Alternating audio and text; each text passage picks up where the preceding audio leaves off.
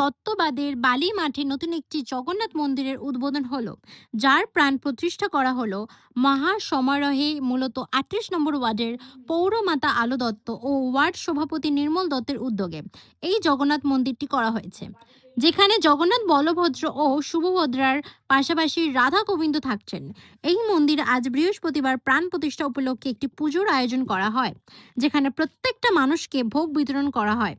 এর পাশাপাশি আজ থেকে বালির মাঠের নাম পরিবর্তন হয়ে জগন্নাথ মাঠ করা হলো। আমরা এখানে ২ বছর ধরে ভোগ করেছি।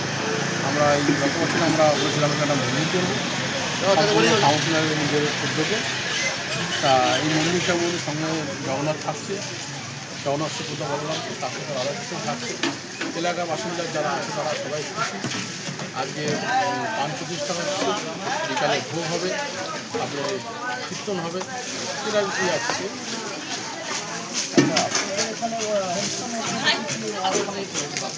আমরা এখানে এই পুজোর হবে, পুজো যেভাবে সারাদিন প্রাণ প্রতিষ্ঠা হবে। আজকে মানুষ জগন্নাথ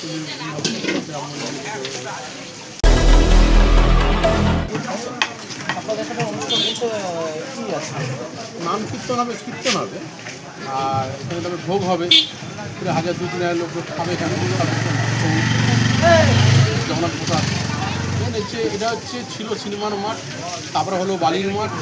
আজকের থেকে এটা হয়ে যাবে জগন্নাথ মাঠ, ৩৮ নম্বর ওয়ার্ডে জগন্নাথ মাঠ। নামটাও চেঞ্জ করা হবে। ক্যামেরায় অশোক পাইকের সঙ্গে আমি সূচনা, নিউজ কলকাতা 24।